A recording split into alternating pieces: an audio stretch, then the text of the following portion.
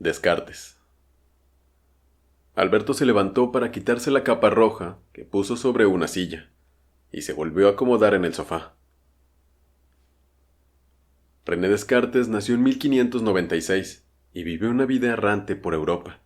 Desde muy joven había nutrido una fuerte esperanza de conseguir conocimientos seguros sobre la naturaleza de los hombres y del universo, pero después de haber estudiado filosofía, se convenció cada vez más de su propia ignorancia. Más o menos como Sócrates. Más o menos como él, sí, como Sócrates. Estaba convencido de que solo nuestra razón podía proporcionarnos conocimientos seguros. No podemos fiarnos de lo que nos dicen los viejos libros, ni siquiera podemos fiarnos de lo que nos dicen nuestros sentidos. Así pensó Platón. También él opinó que solo la razón nos puede proporcionar conocimientos seguros. Exacto. Hay una línea que va desde Sócrates y Platón y que pasa por San Agustín antes de llegar a Descartes. Todos estos filósofos fueron racionalistas. Opinaban que la razón es la única fuente segura de conocimiento. Tras extensos estudios, Descartes llegó a la conclusión de que los conocimientos que se habían heredado de la Edad Media no eran necesariamente de fiar. En este punto quizás podríamos compararlo con Sócrates, que no se fiaba de las opiniones corrientes con las que solía encontrarse en la plaza de Atenas. ¿Y entonces qué hace uno, Sofía? ¿Me lo puedes decir? Entonces uno empieza a estudiar filosofía por su cuenta. Justamente, Descartes decidió empezar a viajar por Europa, de la misma manera que Sócrates empleó su vida para conversar con las gentes de Atenas. Descartes nos cuenta que a partir de entonces, solo buscaba aquella ciencia que pueda encontrar en él mismo o en el gran libro del mundo. Se adhirió por tanto al servicio de la guerra, que lo llevó varios años a lugares de Centro Europa. Más adelante vivió unos años en París, pero en 1629 se fue a Holanda, donde vivió casi 20 años trabajando en sus tratados filosóficos. En 1649 fue invitado a Suecia por la reina Cristina, pero la estancia en ese lugar, que él denominó la tierra de los osos, del hielo y las rocas, le provocó una pulmonía, y Descartes murió en el invierno de 1550. Con solo 54 años, pero llegaría a tener una gran importancia para la filosofía, incluso después de su muerte. No es ninguna exageración decir que fue Descartes quien fundó la filosofía de los tiempos modernos. Tras el entusiasta descubrimiento del renacimiento del ser humano y de la naturaleza, surgió de nuevo una necesidad de recoger las ideas de la época de un sistema filosófico consistente. El primer gran sistematizador fue Descartes. Luego le siguieron Spinoza y Leibniz, Locke y Beckerley, Hume y Kant. ¿Qué quieres decir con un sistema filosófico? Con eso quiero decir una filosofía construida desde los cimientos, y que procura encontrar una especie de enclarecimiento de todas las cuestiones filosóficas importantes. La antigüedad había tenido muchos grandes sistematizadores como Platón y Aristóteles. La Edad Media tuvo a Santo Tomás de Aquino, que quiso construir un puente entre la filosofía de Aristóteles y la teología cristiana. Luego llegó el Renacimiento, con un embrollo de viejos y nuevos pensamientos sobre la naturaleza y la ciencia, sobre Dios y el hombre. Hasta el siglo XVII no hubo por parte de la filosofía un intento de recoger las nuevas ideas en un sistema filosófico enclarecido. El primero en intentarlo fue Descartes. Él puso la primera piedra de lo que sería el proyecto más importante de la filosofía de las generaciones siguientes. Ante todo, le interesaba averiguar lo que podemos saber, es decir, aclarar la cuestión de la certeza de nuestro conocimiento. La otra gran cuestión que le preocupó fue la relación entre alma y cuerpo. Estos dos planteamientos caracterizaban el debate filosófico durante los siguientes 150 años. Entonces, fue un hombre avanzado para su época. Sí, pero también eran cuestiones que se planteaban en su época. En lo que se refiere al problema de conseguir conocimientos indudables, muchos expresaron un escepticismo filosófico total. Opinaron que los hombres tenían que resignarse a no saber nada. Pero Descartes no se resignó a eso. Si se hubiera resignado, no habría sido un verdadero filósofo. De nuevo podemos establecer un paralelismo con Sócrates, que tampoco se resignó al escepticismo de los sofistas. Precisamente en la época de Descartes, la nueva ciencia había desarrollado un método que proporcionaría la descripción totalmente segura y exacta de los procesos de la naturaleza. Descartes tuvo que preguntarse si no había también un método seguro y exacto para la reflexión filosófica. Entiendo. Pero eso solo fue una cosa.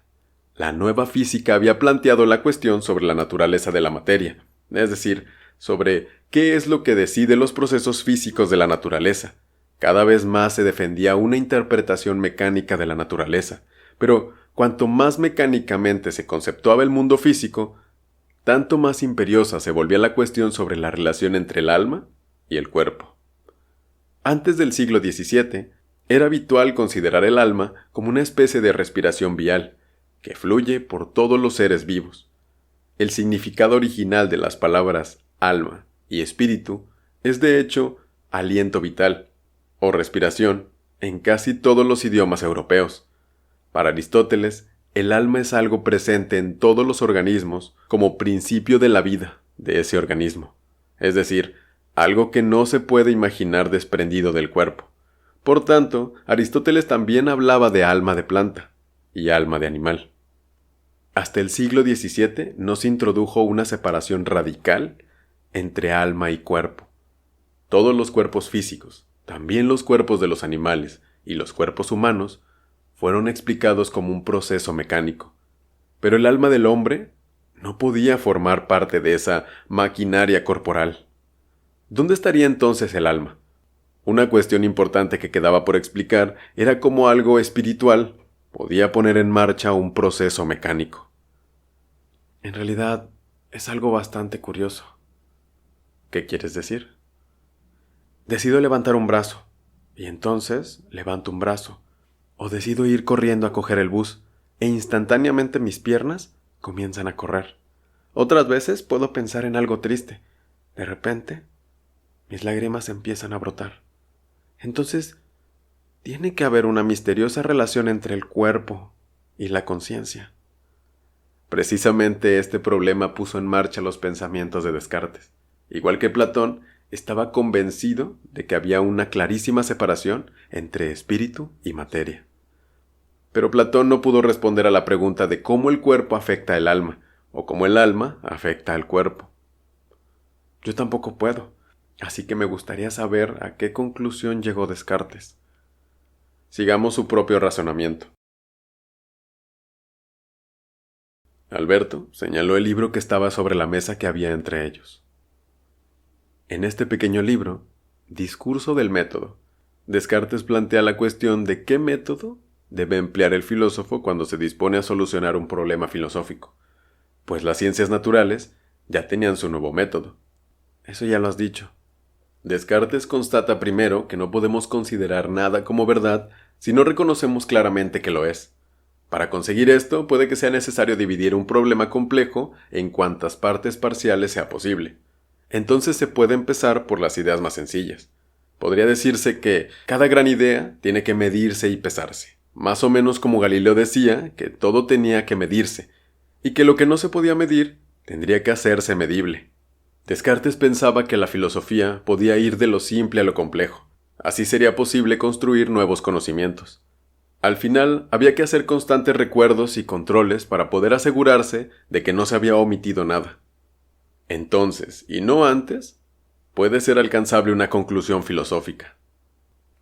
Casi suena a un problema aritmético.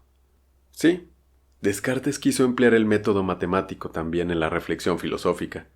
Quiso probar verdades filosóficas más o menos de la misma manera en la que se prueba un teorema matemático. También quiso emplear la misma herramienta que empleamos cuando trabajamos con números, es decir, la razón. Pues solamente la razón nos proporciona conocimientos seguros. No resulta tan evidente que los sentidos sean de fiar. Ya hemos subrayado su parentesco con Platón, que también señaló que las matemáticas y los números nos podían proporcionar un conocimiento más certero que los testimonios de los sentidos. Pero, ¿es posible solucionar problemas filosóficos de ese modo? Volvamos al razonamiento del propio Descartes, cuya meta era lograr conocimientos certeros sobre la naturaleza de la vida. Empezó por afirmar que como punto de partida se debe dudar de todo, porque no quería edificar un sistema filosófico sobre un fondo de arena. porque si fallan los cimientos podría derrumbarse todo el edificio. Gracias por tu ayuda, hija. No es que Descartes pensaba que fuera razonable dudar de absolutamente todo, sino que en principio hay que dudar de todo. En primer lugar, no es del todo seguro que podamos continuar nuestra búsqueda filosófica leyendo a Platón o Aristóteles, porque aunque ampliamos nuestros conocimientos históricos, no ampliamos nuestro conocimiento del mundo. Para Descartes resulta imprescindible librarse de viejas ideas antes de comenzar su propia indagación filosófica. Quería retirar todo el viejo material de construcción antes de iniciar la nueva casa. Sí, con el fin de asegurarse completamente de que la nueva construcción de ideas fuera a aguantar. Quería limitarse a utilizar exclusivamente material nuevo y fresco. No obstante, la duda de Descartes es más profunda que eso, pues decía que ni siquiera podemos fiarnos de lo que dicen nuestros sentidos. Quizás nos está tomando el pelo. ¿Cómo? También cuando soñamos creemos que estamos viviendo algo real. ¿Hay en realidad algo que distinga nuestras sensaciones en el estado de vigilia de la de los sueños? Cuando reflexiono detenidamente sobre esto, no encuentro ni un solo criterio para distinguir la vigilia del sueño, escribe Descartes. Y sigue. ¿Cómo puedes estar seguro de que tu vida entera no es un sueño? Jepe en la montaña creía que simplemente había soñado que había dormido en la cama del varón. Y cuando estaba acostado en la cama del varón, creía que su vida de campesino pobre solo había sido un sueño. De este modo, Descartes acaba por dudar absolutamente de todo. Y en este punto habían acabado sus reflexiones muchos filósofos anteriores a él. Entonces no llegaron muy lejos. Descartes, sin embargo, intentó seguir trabajando precisamente a partir de este punto. Intentó seguir trabajando precisamente a partir de ese punto cero. Había llegado a la conclusión de que estaba dudando de todo, y que eso es lo único que él podía estar seguro. Y ahora se le ocurre algo. De algo sí puede estar totalmente seguro, a pesar de todo. De que duda. Pero, si duda, también tiene que estar seguro que piensa. Y puesto que piensa, tiene que ser seguro que es un sujeto que piensa. O, como él mismo lo expresa, cogito ergo sum. ¿Y eso qué significa? Pienso, luego existo. No me extraña mucho que llegara a esa conclusión. Cierto, pero debes tomar nota de esa seguridad intuitiva a la que de repente se concibe a sí mismo como un yo pensante. A lo mejor recuerdas que según Platón, lo que captamos con la razón es más real y existente que aquello que captamos con los sentidos. Lo mismo pasa con Descartes. No solo capta que es un yo pensante, sino que al mismo tiempo entiende que ese yo pensante es más real que ese mundo físico que captamos con los sentidos. Y luego continúa Sofía. De ninguna manera ha concluido su investigación filosófica. Continúa tú también. Ahora Descartes se pregunta si hay algo más que reconoce con la misma seguridad intuitiva que lo de la existencia del yo como un sujeto pensante. Llega a la conclusión de que también tiene una idea clara y definida de un ser perfecto. Es una idea que ha tenido siempre, y para Descartes es evidente que una idea como esa no puede proceder de él, porque la idea de un ser perfecto no puede venir de algo que es imperfecto. De modo que esta idea de un ser perfecto tiene que proceder de ese mismo ser perfecto, o, con otras palabras, de Dios. En consecuencia, para Descartes resulta tan evidente que hay un Dios como el que piensa que es un ser pensante. Ahora me parece que empieza a sacar conclusiones demasiado rápidamente. Al principio tenía mucho cuidado. Sí, muchos señalan esto como el punto más débil de Descartes, pero tú dices conclusiones. En realidad, no se trata de ninguna prueba. Lo que opina Descartes es simplemente que todos tenemos una idea de ser perfecto, y que resulta inherente a esa idea el que un ser perfecto exista, porque un ser perfecto no sería perfecto si no existiera. Y además, nosotros no tendríamos ninguna idea de un ser perfecto, si no hubiera tal ser perfecto. Nosotros somos imperfectos. Entonces, no puede venir de nosotros la idea sobre lo perfecto. La idea de un Dios es, según Descartes, una idea innata. Está impresa en nosotros desde que nacemos, de la misma manera que el artista imprime su firma en la obra. Pero, aunque yo tenga una idea de un cocofante, eso no quiere decir que el cocofante exista. Descartes te habría contestado que tampoco es inherente al concepto cocofante, el que exista. En cambio, es inherente al concepto un ser perfecto, que ese ser exista. Según Descartes, eso es tan seguro como que es inherente a la idea del círculo, que todos los puntos del círculo se encuentran igual de lejos del centro del mismo. No puedes hablar de un círculo sin que se cumpla ese requisito. De la misma manera, tampoco puedes hablar de un ser perfecto que careciera de la cualidad más importante de todas, es decir, la existencia. ¿Es esa una manera bastante especial de pensar? Es una manera de pensar marcadamente racional. Descartes opinaba, como Sócrates y Platón, que hay una relación entre el pensamiento y la existencia. Cuanto más evidente resulte algo al pensamiento, tanto más segura es su existencia. Hasta ahora ha llegado a la conclusión de que es una persona que piensa y de que hay, además, un ser perfecto. Y con esto como punto de partida prosigue. En cuanto a todas las ideas que tenemos de la realidad exterior, por ejemplo, del Sol y de la Luna, podría ser que todo fueran simplemente imaginaciones o imágenes de sueño, pero también la realidad exterior tiene algunas cualidades que podemos reconocer con la razón. Esas cualidades son las relaciones matemáticas, es decir, todo aquello que puede medirse, como la longitud, la anchura y la profundidad. Esas cualidades cuantitativas son tan claras y evidentes para la razón, como que yo soy un ser pensante. Por otra parte, las cualidades cualitativas, como el color, el olor y el sabor, están relacionadas con nuestros sentidos, y no describen realmente la realidad exterior. De modo que la naturaleza no es un sueño a pesar de todo. No lo es, no. Y en este punto Descartes vuelve a recurrir a nuestra idea sobre un ser perfecto. Cuando nuestra razón reconoce algo clara y nítidamente, como es el caso de las relaciones matemáticas de la realidad exterior, entonces tiene que ser así. Porque un Dios perfecto no nos engañaría. Descartes invoca la garantía de Dios, para que lo que reconocemos con nuestra razón también corresponda a algo real. ¿De acuerdo? Ahora he llegado a la conclusión de que es un ser pensante, que existe un Dios, y que además existe una realidad exterior. Pero la realidad exterior es esencialmente distinta a la realidad del pensamiento. Descartes ya puede constatar de que hay formas distintas de realidad, o dos sustancias. Una sustancia es el pensamiento, o alma. La otra es la extensión o materia. El alma solamente es consciente, no ocupa lugar en el espacio, y por ello tampoco puede dividirse en partes más pequeñas.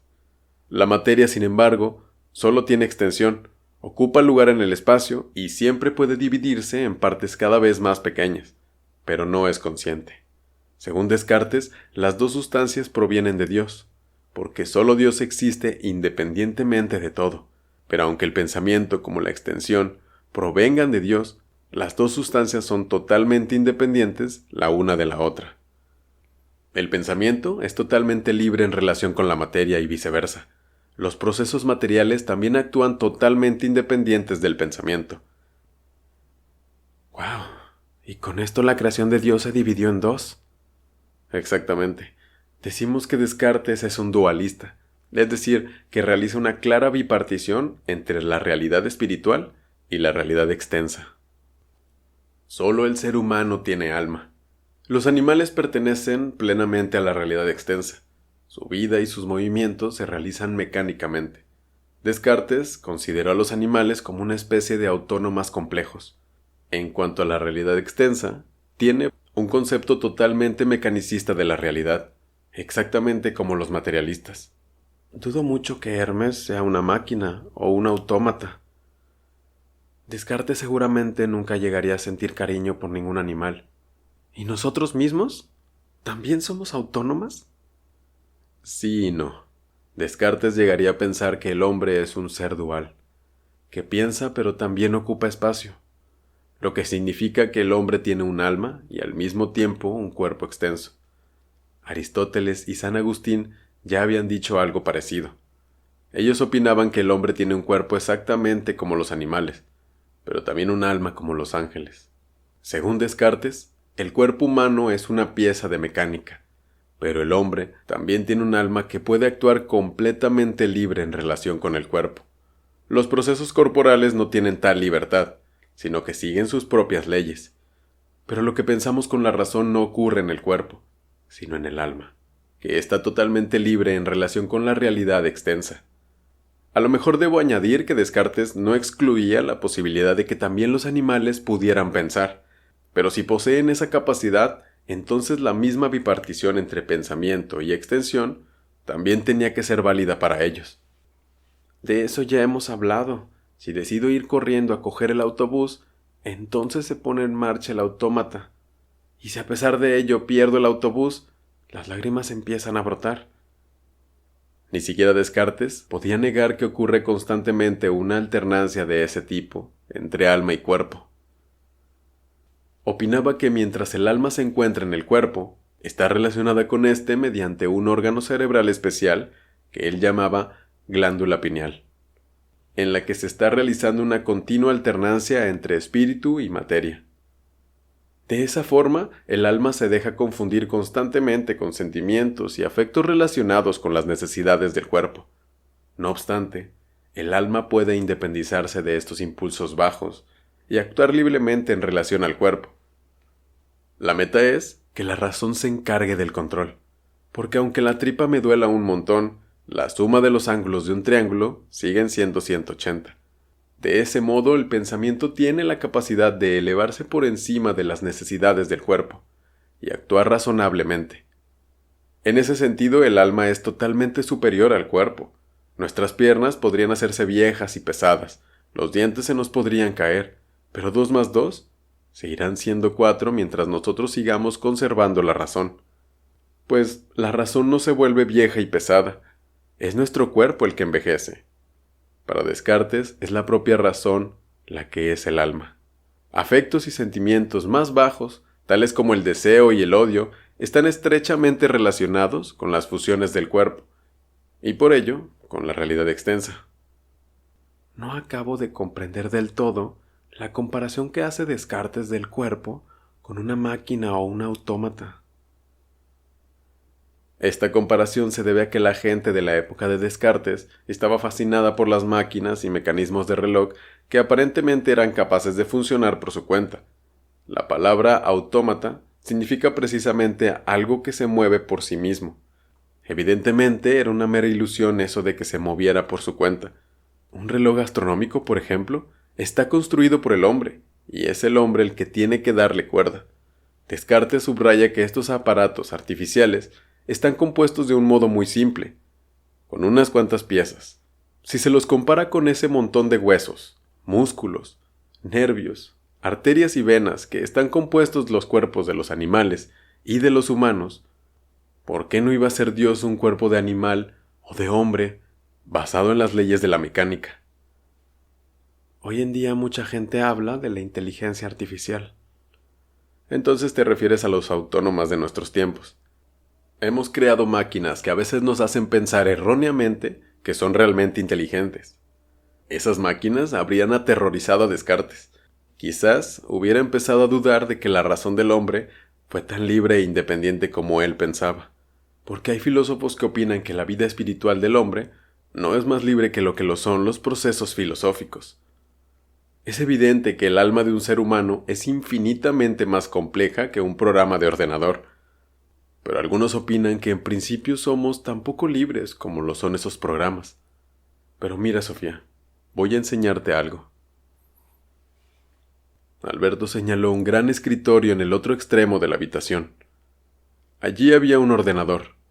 Se levantó y cruzó la habitación, seguido por Sofía. Alberto conectó la máquina y enseguida apareció en la parte superior de la pantalla una letra C. Escribió Laila y dijo: Este es un avanzado programa de conversación. Pronto aparecerá en la pantalla un texto. Hola, me llamo Laila. ¿Estás cómoda? Sofía tecleó 2 letras. Sí, escribió. Alberto le puso una silla para que se sentara. ¿Cómo te llamas? Preguntó la pantalla. Sofía Amundsen, escribió Sofía. Y la máquina contestó. Camino de Trébol 3. Me alegra conocerte, Sofía. Estás deseando que llegue tu cumpleaños, ¿verdad? Sofía se sobresaltó. Solo le he dado tu nombre y tus señas, además de tu fecha de nacimiento. Es como cuando te presentan a algún desconocido. De antemano, se suele contar algunos datos informativos. No está mal, escribió Sofía. ¿No estarás mal, Sofía? Intenta escribir frases completas. Gracias, estoy perfectamente. ¿Puedo hacerte una pregunta? Me alegro de que estés perfectamente. Pregúntame, si quieres. ¿Qué edad tienes? Escribió Sofía. Fui construida en Atlanta el 8 de agosto de 1988, pero fui traducida al noruego en la Escuela Superior de Tecnología de Noruega el 28 de marzo de 1990. Caray. Te dije que tenías que escribir frases enteras. Solo dije caray. No entiendo. Conozco más de 100,000 palabras, pero lo más cercano a caray que conozco es caridad. ¿Eres creyente, Sofía? No lo sé. El no saber suele ser una fase en el camino hacia nuevos conocimientos. Sócrates habría dicho lo mismo. O quizás también Descartes. Sócrates fue un filósofo griego que vivió del 470 al 399 a.C. Si quieres saber más, pulsa la tecla F7. Descartes fue un filósofo francés que vivió de 1596 a 1650. Si quieres saber más, pulsa la tecla F8. Gracias, es suficiente. ¿Puedo preguntarte otra cosa? Me alegro de que fuera suficiente. Pregunta otra cosa. Alberto se moría de risa.